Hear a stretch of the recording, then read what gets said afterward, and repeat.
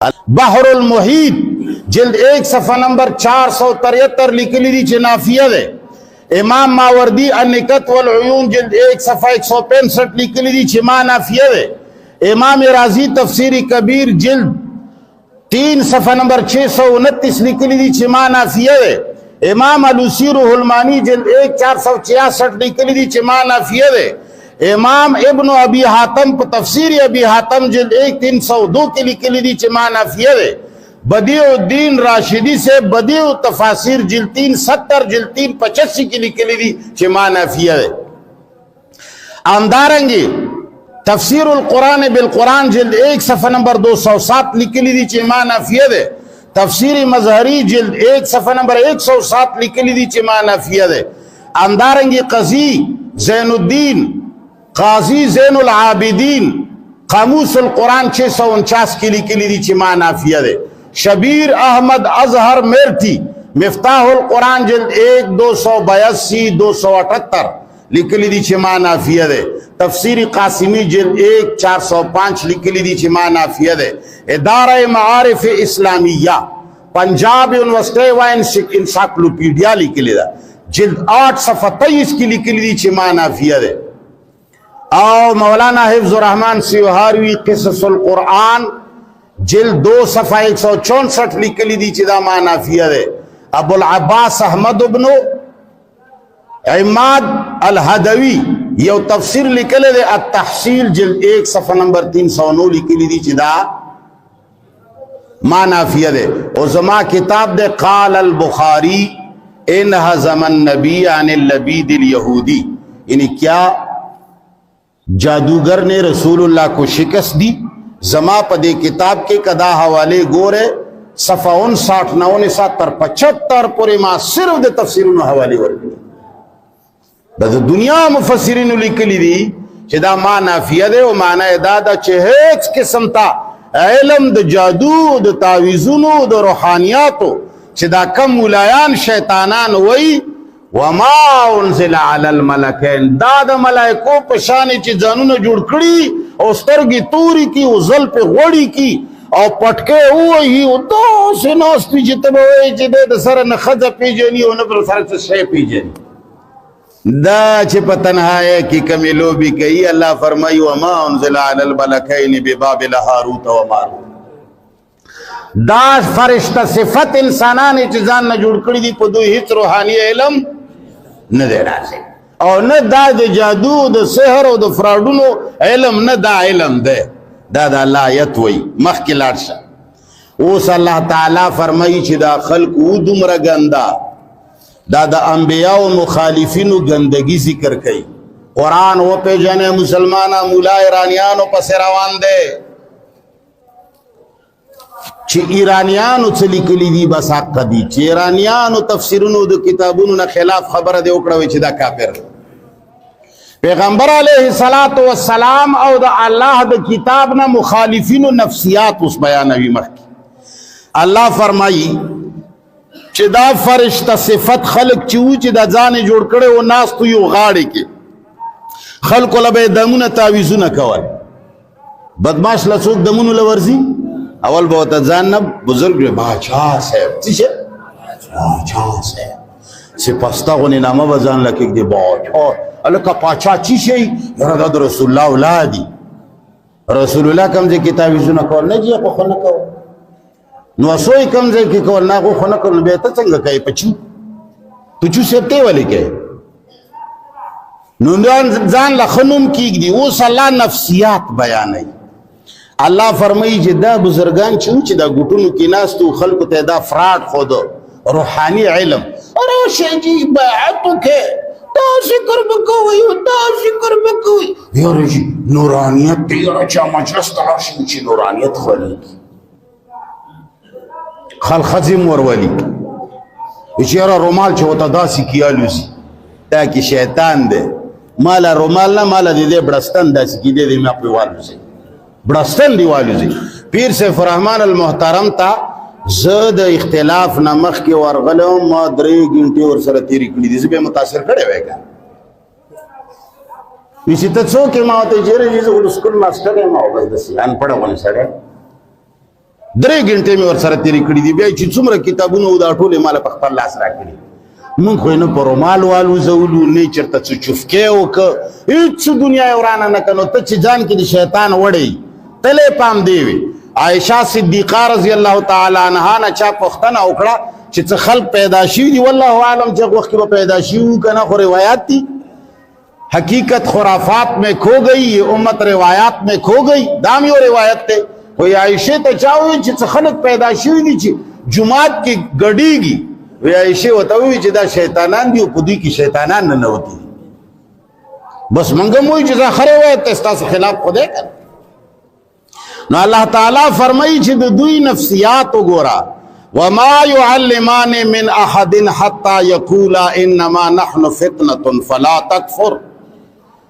دو بزرگانو بخلقو توی کتا خیال کړی چې کلا مولا صاحب ناس دی تعویذونو ته نو چې څوک ورشي هغه ول خپل صفاتونه 3 غنټې خو هغه خپل صفاتونه کوي.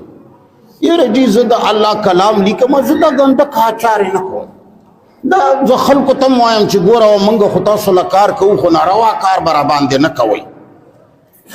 په پردو ښځو په نکاح کړو ښځو موږ خلقو ته وایو چې هلک نو چې اوس هغه په دوکې باندې موږ نه داسې شی واخلي او د یوې ښځې نومونه راته وښیي، موږ ته څه پته لګي چې دا واده ده که نه ده واده. موږ خلق پوه کړو چې هلکه د ګناه کار به ګوره نه کوئ. هلکه داسې وي که نه وي په ایمان وایه سر خو خوځوی که نه که نه هم ده لیدلی. نو الله فرمایي چې دوی به کله خلکو ته دا فراډ ښودو که نه، دا بزرګان چې ورته ناست دوی ته به چې کله څوک ورغلی دوی به وما يعلمان من احد حتى ان یقولا انما نحن فتنه فلا تکفر. دوی به ورته ووایي چې په موږ دې دا خیال رانشي چې کني داسې څټه توپتو خلک دي. انما نحن فتنه مړه موږ بلاګانې یو بلاګانې موږ چې کش وکړو که نه بس بیا سړی ته نشي تېرېدی. انما نحن فتنه کې د مفسرینو دومره ټوپونه وهلي دي چاته څه ځکه چې دلته خو دوی تعویذونو نه اسمان جوړول غواړي. حقیقي تفسیر یې دا دی وما يعلمان من احد. اچاته به عمره د افراد نه ښود، اول به ورته دا ووایي انما نحن فتنه. خلکو یې که نه پلانې مړه پلانې خو فتنه دی فتنه. وړوکی ماشوم چې کله ډېر چلولی وي او ډېر ښکلی وي او ډېر خوب وي موږ څه وایو مړه پیتنه دی پیتنه یعنې تکړه دی ډېر. خبره خو پوهېږئ که نه. هغوی به ورته وایي انما نحن فتنه موږ ازمایلي شوي یو، موږ خو فتنې یو، موږ باندې دا شک ونه کړي چې کني دی به څه کار نه شي کوی. فلا تکفر زموږ خلاف ځنه خبره ونه کړي کافر به شي، موږ سره ډاغه راوانخلې. انما نحن فتنه موږ رسېدلي خلکو کې فلا تکفر مړه کفر مه کوه چې په موږ غلط ګمان وکړې. موږ چې کش وکړو که نه ځکه خو دا خلک ورځي. نو الله تعالی فرمایي نو چې کله به دوی ورته د خپل ځان صفت وکړو خلکو ته به ووایي چې ځان ګناهګار نه کړي چې په موږ شک وکړي. دا ونه وایي چې مفتي صاحب هسې ناست دی کفر ته به وځې. نو اوس خپل صفت ولو کی نو اوس هغه ورته وایي چې ښځې څنګه راغلی. نو اوس هغه ته خپل مقصد حاصلوي. الله تعالی د هغوی نفسیات ښایي. د کم خلک چې تعویذونو پسې ګرځي که نه د تعویذونو اغوستونکي ښځې او سړي د دوی نفسیات الله ښایي چې دا ګندګیر خو ناست وي هلته هغه ګندګیر خو یې درته وښودو چې هغه ته د ځان صفت وکړي چې ځان کافر نه کړي زه رسېدلی یم ما پلاني ته کړي وو که نه واړو بیا یې ځان نه شو خلاصولی. ما یو سړي باندې تعویذ وکړو که نه هغه نه بیا وینې روانې وې تړلی مې و. اورېدلې مو دي دا خبرې؟ دا ورته خپل صفتونه وکړي چې فلا تکفر په موږ شک ونه کړي. زه ګوره زه ټتې پتې نه کوم داسې سړی یم. ښځې څنګه راغلی نو اوس هغه ګندګیر ورته خپله ګند راوباسي. ده خو خپل ګند وغورولو چې زه داسې یم زه داسې یم. الله فرمایي دا دومره ګندګیر دي چې دی تلی په دې نیت دی چې زه ترې هغه شی زده کړمه چې ښځه او خاوند پرې بګاړېږي. دا مطلب نه دی چې کني هغه سره دا شی شته. زمونږ ملایان دا آیت پیش کوي چې سحر کې اثر نشته. نو بیا الله ولې ویلي دي چې فیتعلمون منهما ما یفرقون به بین المرء و زوجه. مولا صاحب چې قرآن استاله نه درځي زه څه وکړم چې ته اوس قرآن ایرانیانو پسې بوځې زه څه وکړم د قرآن الفاظو ته دا پرېږده د بعضې مفسرین ته د مسلمانانو ښکلي ښکلي تفسیرونه م وګوره د دې معنی دا لیکلې ده چې د ده نفسیات دومره خراب دي دی په دې نیت تلی دی چې ما له هغه شی وښایي چې ښځه او خاوند پې بګاړېږي چې زه لاړ شم هغه پلانی او د پلني ښځه بېګاړ کړم دا قرآن نه دی ویلي چې کني دا سړی دا کولی شي نه دا ویلي دي چې هغه سره دا علم شته د دې داسې مثال دی چې یو دکان کلي کې اچولی دی هغه ورباندې لیکلي دي چې بی چاله څه هم په کار وي راشئ نو چې ته ورته ووایې چې زمونږ د کلي خلک دومره د نه سړي زامن دي دا چې لټ شي دکان کې ټولو ناول پوښتنه دا کوي چې مثال داسې یو خوا د وایي وښایي که چې زمونږ د کلي والا چې هغه دکان ته لټ شي ټول ناول دغه شي پوښتنه کوي چې هغه شته اوس د دې دا معنی خو نه ده چې دکاندار سره به رښتیا غایي هلکه په خبره مې نه شوی پوه دکه پاره ته ملیان لګیا دي نو قسم په خدای چې زه حیران پاتې یقین وساته ویښ یې تاسو کې چې څوک ودی هلک لاس پورته کړي دغه هغه دی بلد دا بې فکره ناستي بې غوره یي که ځکه خو دا غولیږي ځان ما یو وطن کې تقریر کولو ما وی چې هلکه اصلي اولیاء چې وي قرآن چې چاته اولیاء ویلی هغه اولیاء خو موږ منو داسې قرآن اولیاء ویلی دي داسې قرآن ویلی دي دا خلک چې کوم اولیاء ګڼي دا خو چې اولیاء نه دي نو بیا مې اعلان وکړو موږ اولیاء منو که نه منو یو سړی پاڅېد وایي چې نه منو نو مې اعلان خو دې غر کې چلو داسې شیان د ته راسي دا ورته وي نو ته اوس سوچ وکړه لکه ده ته به اوس وایې نه چې پاسې ورکړه بیا اودس وکړه انا لله و انا الیه راجعون نو ما خبره کوله چې ته ووایې چې هلکه زمونږ کلي کې یو دکان جوړ شوی دی هغه بره په بورډ لیکلي دي چې کسی کو جس چیز کی ضرورت ہو وہ تشریف لائیں یعنی چې د ضرورت څه شی چاله په کار وي نو هغه دې تشریف راوړي نو څه درته ووایم چې زمونږ کلیوال دومره بېکاره دي چې هغه لاړ شي ټولو نه اول هغه دا تپوس کوي چې هلکه داسې ګولۍ نشته چې پوهېږې خو که نو مطلب دا دی چې موږ دې کې دا نه بیانوو چې هغه دکان کې دا ګولۍ شته نه موږ دا ویل غواړو چې هغه سره دومره موږ صرف دا وایو چې دا خلک دومره بېکاره دي چې دا لاړ شي د بېکاره شي پوښتنه کوي په خبره مې پوه شوې نو الله تعالی دا نه وایي چې جادو سره دا کار کیږي نه د الله دا مطلب دی چې کوډو منترو سره دا کار کیږي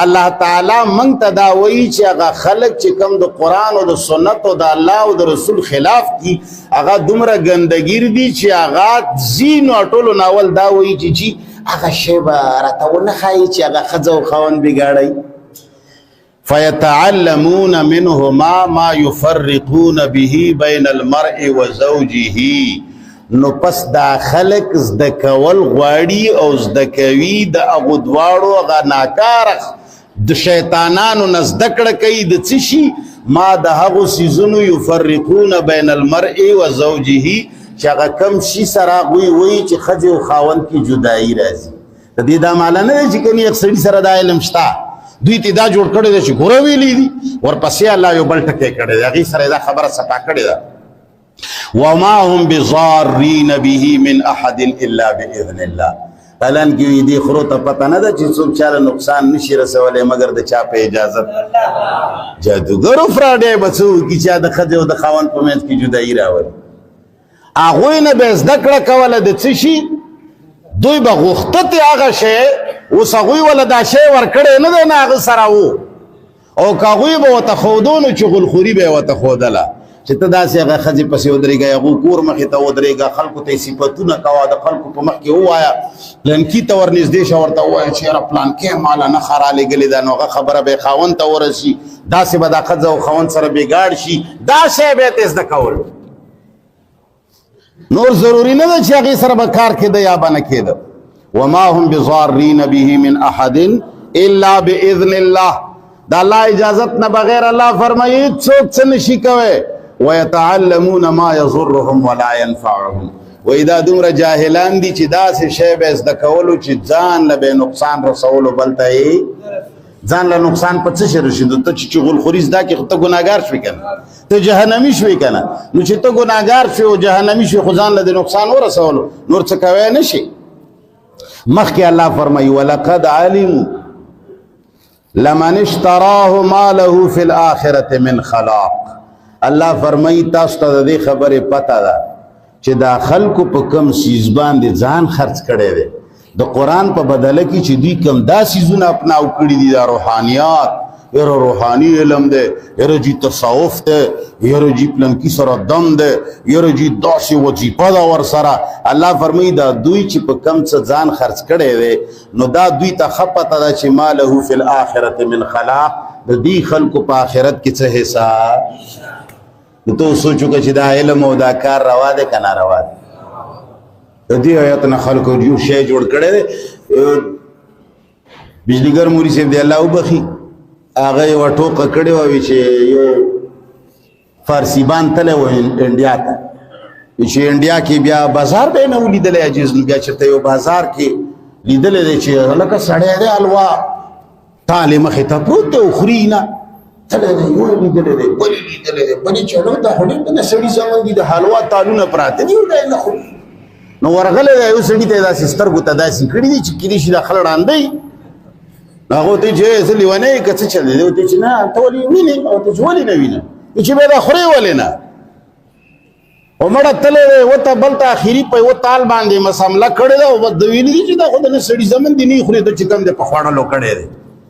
هغه اواز کړی چې چور چور چور چور خلک را جمع شوي دي، سړی نیولی دی وروره مخې پې تور کړی دی، په خرې سور کړی دی او د بازار کې شاته نه ورپسې خل روان دي، ډنګ هم ورپسې وهي او وایي چې چور ہے او چور ہے اور مخې تور ہے که نه. او دې زړه کې خوشحاله دی چې دا خو ډېر قدرمن خلک دي، په خرې سور کړی او شاته نه راپسې زنده باد هم وایي، دی خو اردو نه پوهېده. نو چې کلی ته تللی چا ورته ویلي دي چې برادر جان کجا رفته بودی؟ هغه ورته وایي چې والله هندوستان رفته بودم.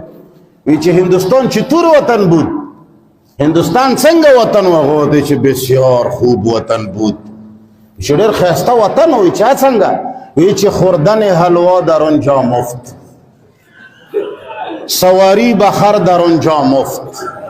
وی چې ښه وطن ځکه و چې حلوا خوړل پکې مفت و، د خره سورلي پکې مفته وه. هغه هلکان چې درپسې شي او زنده آباد چې هغه خو ورپسې برسي، نو هغه یې بې عزته کړی و. ده وی چې که دا زمونږ پروردګار عالم د دوی بنیاد په دې آیت کې وستی دی او دوی وایي چې که دا یې دې دپاره ویلی دی چې په دې کې دا کمال شته. الله اکبر. و الله چې د پرسیبان هم ډېر کمه کړي دا خلک. نو الله فرمایي ما له فی الآخرة من خلاق. دی بیا آخرت کې ایسا نشته چې دا شیان مني، دا تصوف دی او دا بزرگان دی او دا پلانکې چفکې دی او دا پلانکې دم دی او دا تعویز دی او دغه کې دا شی دی. الله فرمایي د دوی آخرت کې ایسا نشته. ولا بئس ما شروا به انفسهم لو كانوا يعلمون.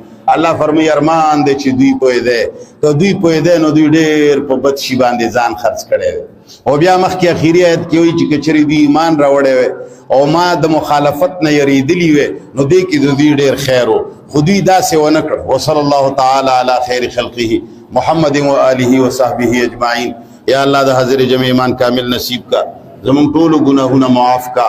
پروردگار عالمه ډسټرک خطیب د بټګرام یو عالم و مولانا عبدالحی صاحب، هغه وفات شوی دی او دعا ورته وکړئ پروردگار عالمه ته مغفرت نصیب کړي. په ژوند باندې ډېرو قائدانو او شیخانو ځان پسې ګرځولی او خپلې فایدې ترې اخیستې، خو چې کله وفات شو هغه مشران د تنظیمو د پارټۍ مشران چې دوی ټول عمر استعمالولو، دوی ټول عمر د هغوی دپاره خدای خفه کولو، نو بیا نه جنازې له ورغو نه پوښتنې له ورغو. الہ العالمین عاجز و خطا شوی و خدای ته معاف کړي. یا الله ته مغفرت نصیب کا. پروردگار عالمه زمونږ د ټولو مردگانو مغفرتونه نصیب کا. زمونږ والدینو بخا، زمونږ خورو بخا. پروردگار عالمه زمونږ ټول ګناهونه معاف کا. یا الله چې څومره څوک راځي دا قرآن او سنت ذهن ته کوز کا. یا الله مسلمان صحیح مسلمانان جوړ کا. یا الله موږ باندې صرف قرآن او سنت ومانا. یا الله دا دین کې چې کوم ملاوټ ګولایانو کړی دی دې ملاوټ نه موږ منع کا. اللهم ربنا آتنا في الدنيا حسنة وفي الآخرة حسنة وقنا عذاب النار.